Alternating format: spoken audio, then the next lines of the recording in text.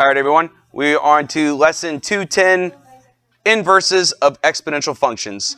In the last lesson in 2-9, we learned that logarithms are the inverse of exponential functions. So a log base 3 cancels an exponential base 3, and since they're inverse functions, they cancel each other in either order. This section is going to be using the fact that they're inverses of one another to graph them and also apply them to, I believe, a modeling question on the back of these right here. Yeah, a modeling question. Okay, the general form of a logarithmic function is a times log base b of x with base b. Remember, the base must be positive. It can't be equal to 1. And obviously, the number in front can't be 0, because if it was, you'd have nothing here. And we're going to talk about the graphical relationship between exponentials and logarithms. Look, if they're inverses of one another, just like you've seen in previous lessons, they will be reflections of each other over the line y equals x. Because they're inverse functions, the inputs and the outputs switch, the domains and the ranges switch, horizontal asymptotes become vertical asymptotes, so on and so forth. This is not to say that you can't have transformed versions. There's obviously transformed versions where you can do some shifting and things like that. You could even do horizontal stretching and shrinking, things like that if you wanted to. But for now, we're just going to look at really basic ones. So for this example, we're going to graph this exponential function, 2 to the x. And this is old material, right? 2 to the x. Every exponential function has one thing in common, and that is a horizontal asymptote. All exponential functions have horizontal asymptotes. So I'll allow this one's horizontal asymptote to be red, and that would be the x-axis. The reason why it's the x-axis is because that is the value y equals 0. 2 is a positive base. You could raise this number to any number you could possibly think of, and guess what? Every result will have in common. They'll all be positive. Because this base is positive, every power of this number is positive. 2 to the negative 2 is 1/4, or 0.25.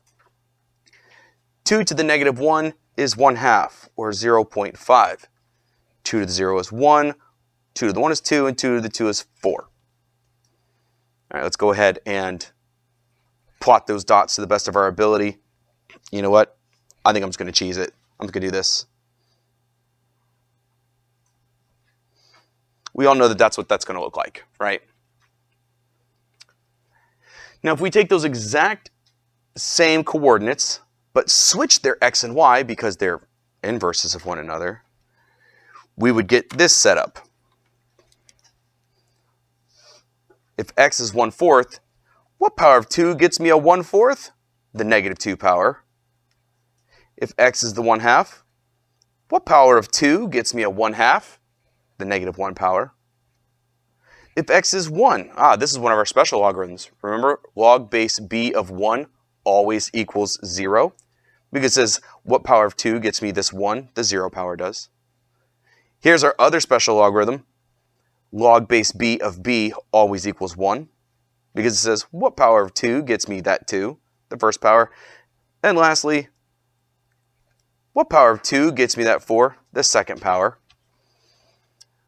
Now, if I'm talking about this thing's inverse, its horizontal asymptote will become a vertical asymptote of f inverse of x. So I'll put that on here as a green dotted line. And I will graph the sketch of these x comma y's. And what we're going to get is a setup like this. And we were supposed to have graphed y equals x.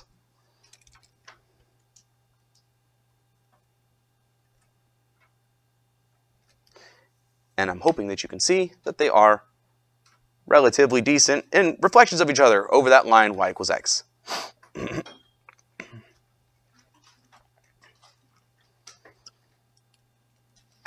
Now, I already let that cat out of the bag, but we can just look at this graph when we go to answer these questions. You know what? Now, let's just do it the way we're supposed to.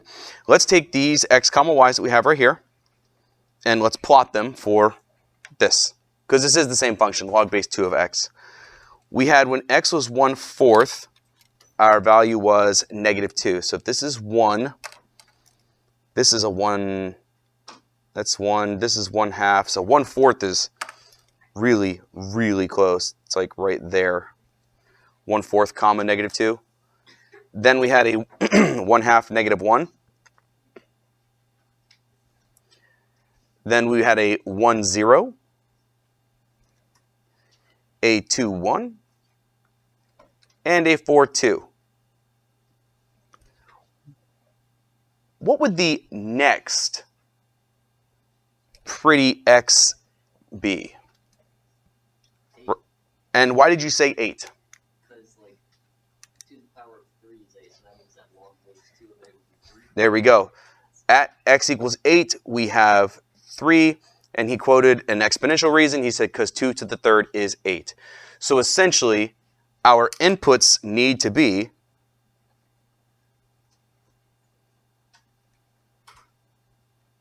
powers of 2 for integer y's. Because, remember, log says, what power of this base gets me my argument? If this was log base 3, then all my inputs would need to be powers of 3. If it was log base 4, all my inputs would need to be powers of 4, so on and so forth. And the next power of 2 after 8 is 16. Log base 2 of 16. What power of 2 gets me a 16? The fourth power does. So it gets us this graph.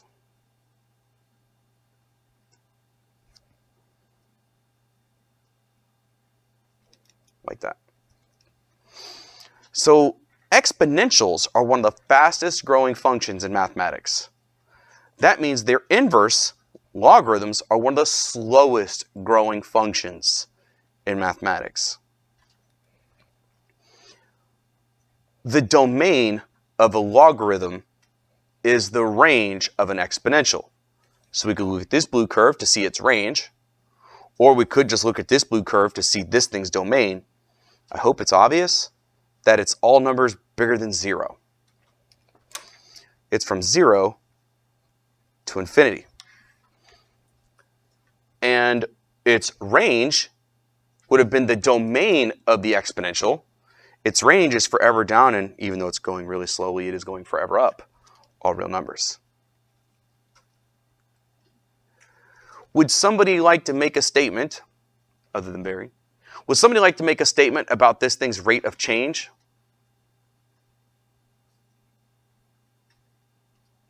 Nothing? You don't see it? Okay. Olivia, is that a hand up, or did you accidentally raise a pen and then get called on? Accidentally raised a pen. So nobody can tell me anything about this thing's rate of change? Yes. So if we go, you're thinking of the rate of the rate. Okay, rate of change is just its slopes. So what would you say about its slopes? So if I go from this one to this one, or from this one to this one, or from this one to this one, all of these slopes, this is an increasing function because all of these slopes are positive. Now, you kind of, Donovan, you kind of already saw it, but because this thing's, how do I want to say it? The rate of the rate is actually slowing down. That was going to be the next question, but you already said it. So this graph is an always increasing function. It's increasing on its entire domain.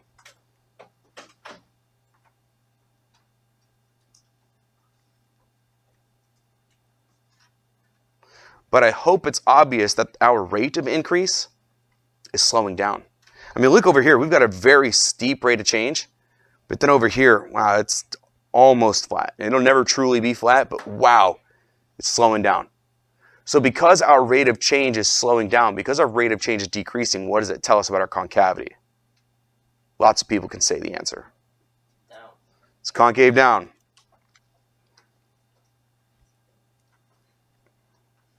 I said lots of people, only one person, but you know, something's better than nothing, right? Down on entire domain. So the logarithm graph, the parent logarithm, log base b of x, as long as b is greater than 1. See where it says as long as b is greater than 1. The parent log base b of x, as long as the base is greater than 1, has a domain of all real positive numbers, a domain of all real numbers. It's increasing on its entire domain, and it's concave down on its entire domain. Our limit, as x approaches infinity, of this function Well, since it's an increasing function for all infinity, it'll never stop going up. So this limit will be positive infinity. Notice that this says the limit as x approaches 0 from the right. That's because that is our vertical asymptote at the y-axis. We cannot have the argument of a logarithm be 0. It must always be positive. Therefore, as we go towards the y-axis, we're on the right side, but oh my gosh, going straight down, almost. Nearly straight down, nearly vertical. Shooting down to negative infinity. Because there is a vertical asymptote at x equals 0. It does not have a y-intercept because the y-axis is a vertical asymptote. It does, however, have an x-intercept, and we can see it's right there. This one's going to happens to be at 1, 0, and it actually wouldn't matter what the base was. Log base b of 1 will always equal 0. So every exponential of this format will have x equals 1 be its x-intercept. How do you feel about that? This would have been the exact same graph for log base 3 of x, just would have been powers of 3. Log base 4 of x, this just would have been powers of 4, so on and so forth. Everything else would have been exactly the same. Nobody's freaking out, so I'm just going to have to assume that you're all pretty cool with that. Okay, well. What if it's not log base b of x with b greater than 1? What if the base is between 0 and 1? Well, you know what I'd like to do? I'd like you to think about its inverse function. This thing was the inverse of 2 to the x. So this one is the inverse of 1/2 to the x. If I ask you to describe y equals 1/2 to the x, can anybody say anything about what that graph is doing? Or to use a one-word descriptor for that graph? You guys are making me so sad. I had an 89% pass rate on the AP exam last year. Okay, well, thank you for trying. Yes, sir. Okay, so what's shrinking is my question.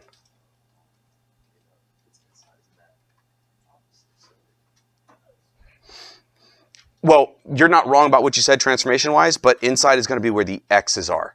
So those kinds of things are happening here. But I will tell you this, though. If x is 1, you know your y value is 1/2. But if x is 2, your y value is 1/4. If x is 3, your y value is 1/8. So if you were telling me that your y values were shrinking, what's one word that you could use to describe the shape of that graph?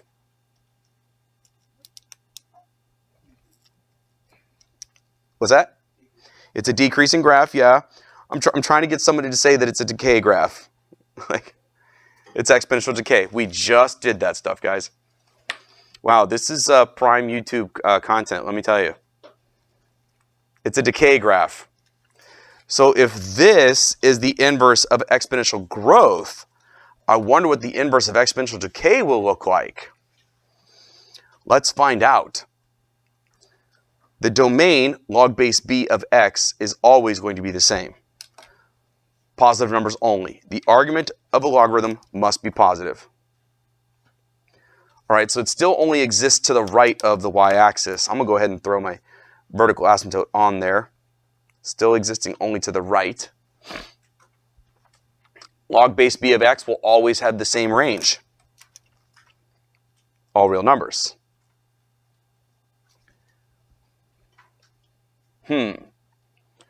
Let's see. Well, we know log base b of x, as long as b isn't 1, as long as the base isn't 1. We know that log base b of x will always have 1 as its x-intercept. We just said that.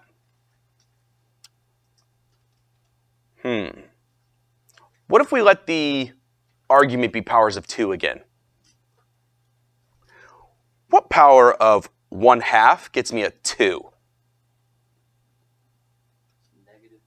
the -1 power. So if x is -1, excuse me, if x is 2, y is -1. What power of 1/2 gets me a 4? Lots of people should know this.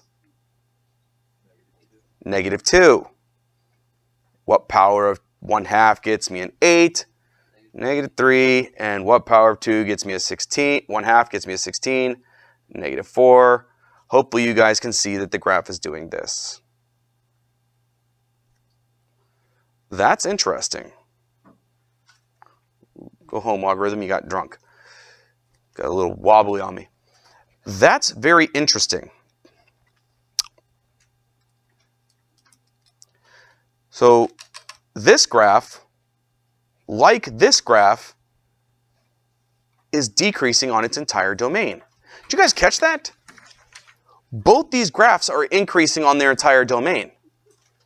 So the 2 to the x and log base 2 of x are both always increasing functions. Whereas this one's concave up, this one's concave down. This is the exponential decay graph, which is decreasing on its entire domain. This is log base 1/2 of x, which is also decreasing on its entire domain.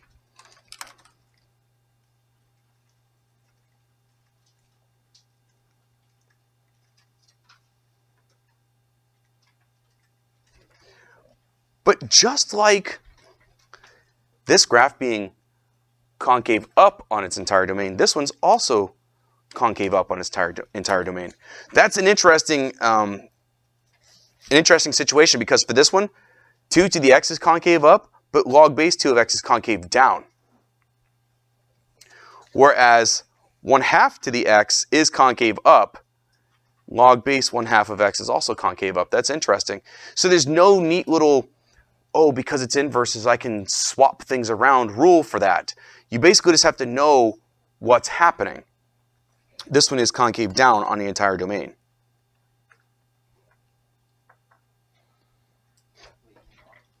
What? Oh, crap. I was thinking it's decreasing. Yes, concave up. Might be. Good catch. Concave up on the entire domain while decreasing. As x goes to infinity, we're going way out here. And I know it's going to get there really, really, really slowly, but eventually it's going to head down towards y equals -infinity. But because it's my vertical asymptote, as I get closer and closer and closer to the asymptote, I have to head to one of the infinities. That's the true definition of a vertical asymptote. You can see that to the right of x equals 0, we're shooting up towards positive infinity. And because it is log base b of x, it is the same x-intercept at 1, 0.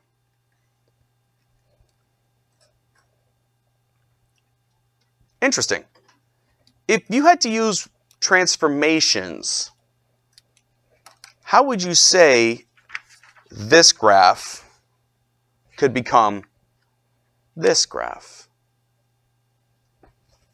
If you had to use transformations, what would you do to log base 2 of x to get this graph? Yeah, it's a reflection over the x-axis. This is a reflection over the x-axis of log base 2 of x. You know what that means? That means that negative log base 2 of x is log base 1/2 of x. Isn't that neat?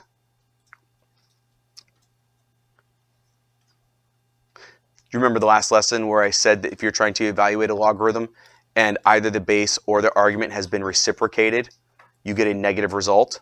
Do you remember that? There it is. But it's also equal to this then. What if I only reciprocate the argument? All three of these are exactly the same thing because of reciprocating. Isn't that neat? That is 3 different ways of writing the exact same function. We don't really get a whole lot of that. Logarithms do neat things. I love logarithms. I love log. Loggy log log. So this question does say that I need a graphing calculator, but there's nothing new about the skills. We're just going to be using second trace intersect. So nobody get too bent out of shape. I think just second trace intersect. Nothing new. So nobody get bent out of shape. If you don't have your graphing calculator handy, it's not a big deal. Heck, I don't even know where mine is. Apparently I've lost it. How did that happen? It's in here somewhere. Don't worry, everybody. I found it. I found it. Nobody stress. I got it. It's right here. Since every logarithmic function is the inverse of an exponential function, we can think of every input value of an exponential as the output value of a logarithm. And vice versa, obviously, because inverses. Psst. Hey, psst. Consider your savings account. Yeah, my savings account needs more money in it. Consider your savings account that you want to know the year when your initial investment will double. Oh. So you might be thinking, like, how, I mean, you do these in algebra too. It's like, if I were to put X amount of dollars, how long until it doubles? Now, because interest grows exponentially, it actually doesn't matter what the initial input is. The doubling time is always the same. Whether or not you started with $1 or $1 million, the time it takes your money to double will stay the same, because it's exponential. So suppose you invest $2,500 in an account that pays an annual interest rate of 6% compounded continuously. Ooh, you guys remember continuous? You hear continuous, you should be using E. Here's my 6% interest, 0.06 right there. We know the balance of the account after 2 years can be found by that model, 2,500 because, or 2,500 E because it's continuous, raised to the RT, 0.06T. Remember, do not use the percent as your rate. It says, use the table for A of t to graph a logarithmic model that will display the account balance as the input with the year as the output. Oh. So it wants me to swap them. Very interesting. Very, very interesting. So what we'll do is we'll get our AT values by plugging 0, 4, 8, 12, 15 into this, and then we'll swap the X and the Y. So it's going to have we're going to use that graph to figure out how long it'll be before we have $2,500. I mean, before our $2,500 will double to $5,000, excuse me. And we're going to do that without an equation. Interesting. Very interesting. Because we could have just set it equal to 5,000 and use second trace intersect like you were supposed to do on that last quiz, right? You're supposed to do that like 3 different times on that quiz. A whole bunch of you tried to use logarithms that we hadn't covered yet, which is weird. But anyway, let's do it the way they want us to. Let's fill out this AT. I'm going to go to y equals. I'm going to type 2,500 e to the 0.06x. And then I'm going to go to my table. Obviously, it's 0, 2,500.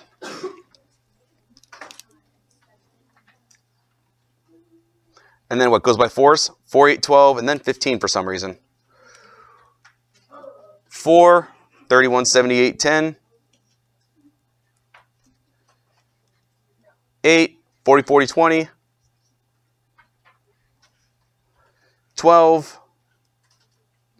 5, 1, 3, 6, 10. And then for some reason we went to 15. 6, 1, 4, 9. There, done with that. Now we're supposed to swap X and Y. We're doing green since it's money. 2,500, 0. I guess I'll plot as I go. 2,500, 0 is here. 3178.1, 4. 3178. If this is 3,500, then 3,250 is right there. 3,178 is here-ish. Yeah, like right there. That feels pretty decent. 40.2, 8. That's not much past 4,000.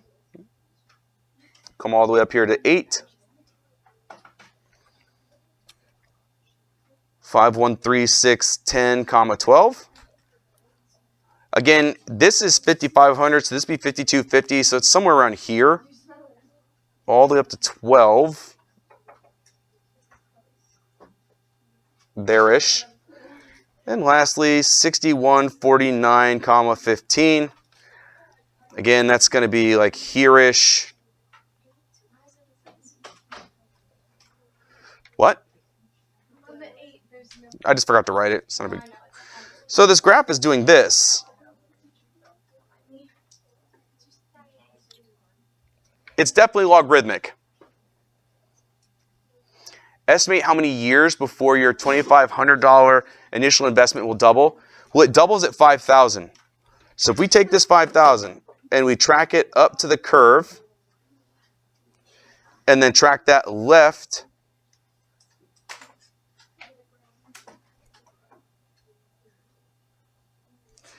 looks like it's going to take between 11 and 12 years. Somewhere between 11 and 12. Tell you what I'm more interested in. I'm more interested in finding the actual answer using the graphing calculator. So when will 5,000 equal 2,500 e to the 0.06 t? Looks like between 11 and 12. So go back to y equals, and I'm going to throw 5,000 on there. I'm going to use this as my window. So from 0 to 6,000, and 0 to 16,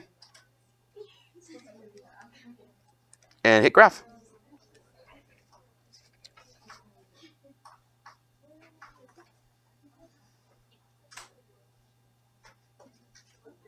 What happened?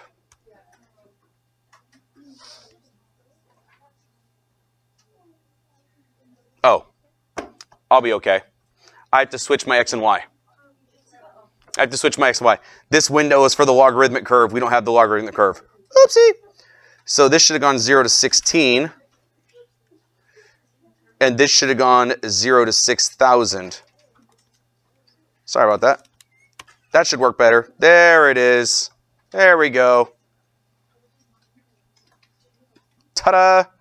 Second trace, 5, enter, enter, scroll. My calculator's about to bite the dust. You guys see that?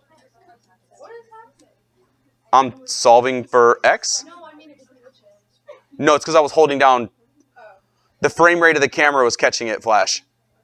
Anyway, look at that. Between 11 and 12 years. 11.552 years.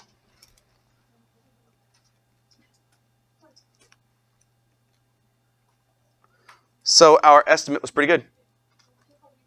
Between 11 and 12, did pretty good.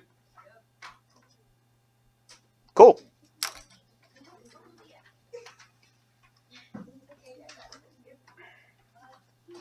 You know, we could use rules of logarithms to get that logarithmic model that's in green. But all of these voices in the room tell me you're not interested in that education, so I'll move on. Next, what about base e? Log base e, ln of x. Well, I'm going to be real with you. ln of x is the inverse of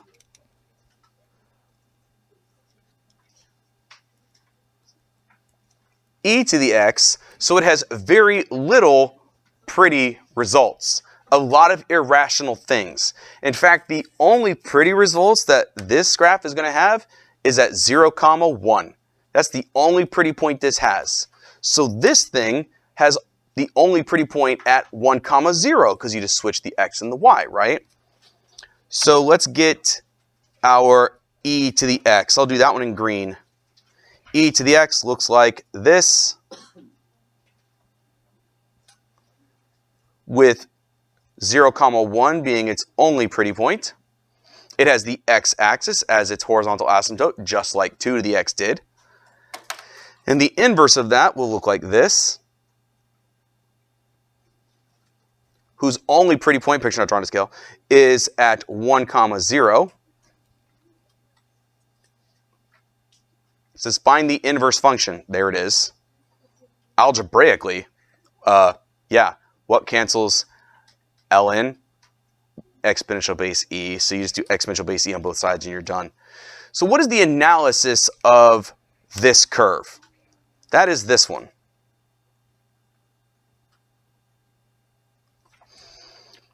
It's the same analysis as log base b of x.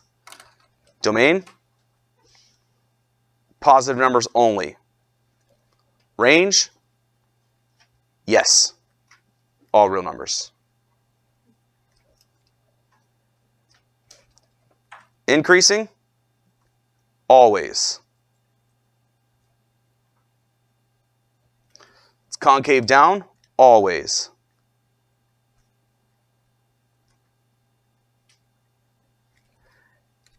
It has a vertical asymptote at x equals 0 because, you know, you can't take the logarithm of 0 or logarithm of a negative number. It doesn't make any sense. So it's here. And then we were supposed to do what? It's in behavior. It's got the exact same in behavior as log base 2 of x. The limit as x approaches positive infinity is positive infinity because it is an increasing function. And the limit as x approaches 0 from the right side has to go to one of the two infinities because it is a vertical asymptote. We can see it goes down to negative infinity. So very, very, very simple.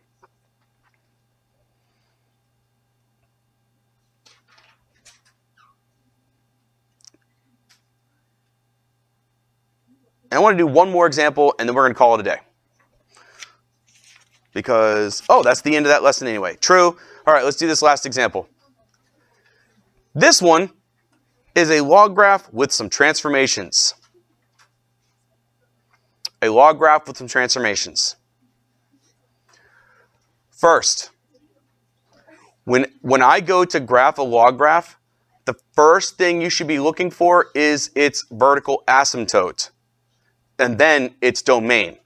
Vertical asymptote and then domain.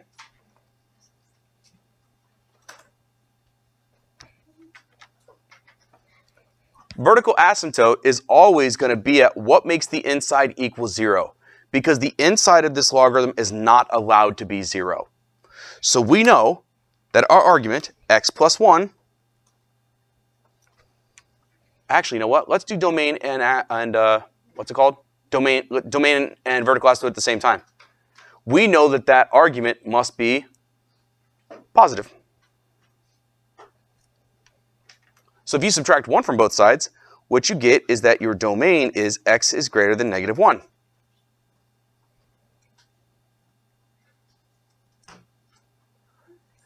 That gives us our domain and our vertical asymptote right there. So at x equals negative 1, we have our logarithmic vertical asymptote.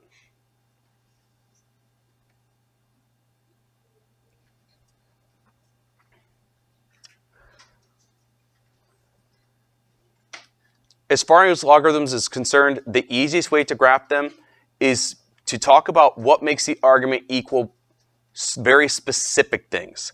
We've already talked about the argument being 0 and then positive, right? Now what I would go for is the two special logarithms. And those two special logarithms are when the argument is 1, and the other one is when the argument is base. So we're going to track down these two things. Log base b of 1 and log base b of b. This one's essentially asking, what makes the argument equal 1? What x makes that happen? 0. Oh, 0. Okay. That means that we have a coordinate at 0, comma 1. No. 0, comma, and then we'll have something pretty. But this is going to be when our logarithm's value is a 1. Wait. What happened? 0. My bad. What is wrong with me right now?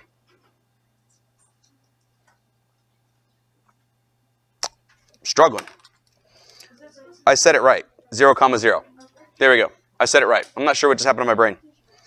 Anyway, if you put a 0 right here, you get log base 2 of 1, which equals 0. Times 2, still 0. So our graph goes through 0, 0. The other special logarithm is when the base equals the argument, because log base b of b always equals 1. So we need to figure out what value of x will give us a pretty value here. What's another good color? Blue feels good. Blue feels good. I want to know, when does the argument equal the base? So when argument equals base, you're going to have another pretty value. That happens at x equals 1.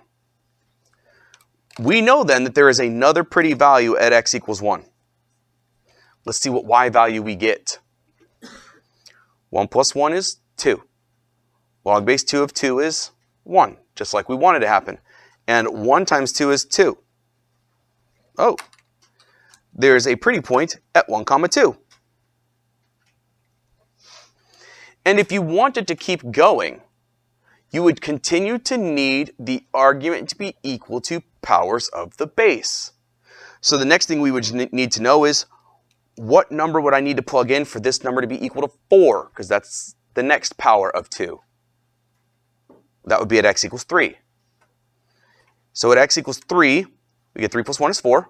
Log base 2 of 4 is 2. 2 times 2 is 4. So we have a coordinate at 3 comma 4. So on and so forth. This graph will look like this.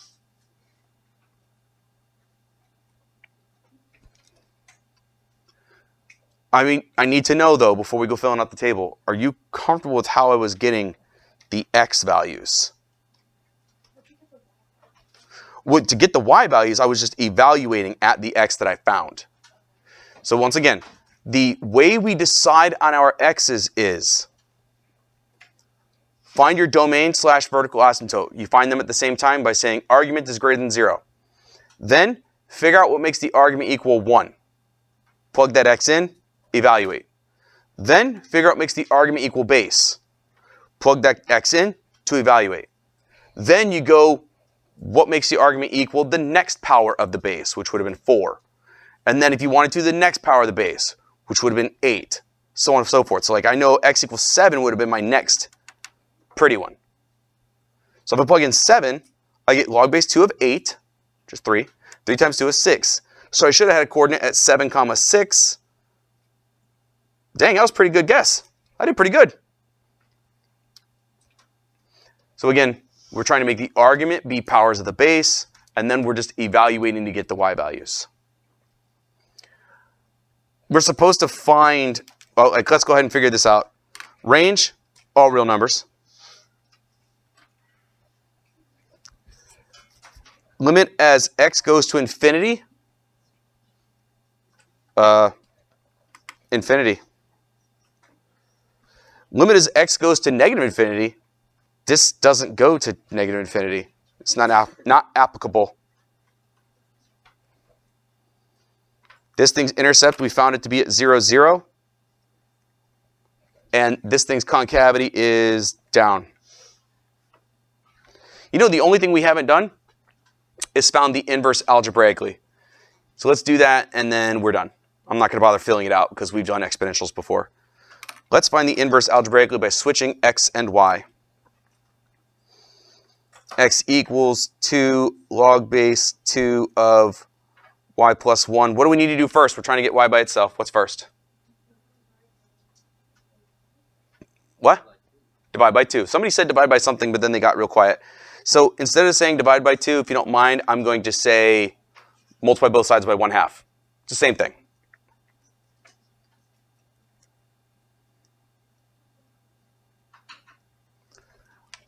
I need that pesky log base 2 to go away, don't I? What cancels log base 2? Exponential base 2, yes. Yeah, so we're going to do that here and here. Over here, they're gone. Here, oh boy, 2 raised to the 1/2 of x. And then you just need to subtract 1 from both sides. So our f inverse, I guess I'll just write it here since I have space. F inverse of our x is this minus 1. 2 raised to the 1/2 x minus 1. Which could have been written as square root of 2. raised to the x minus 1. That's horrific. That would have been much easier to graph, but I figured I'd go ahead and show you that it could be manipulated to say that. I think that's a good spot, nerds.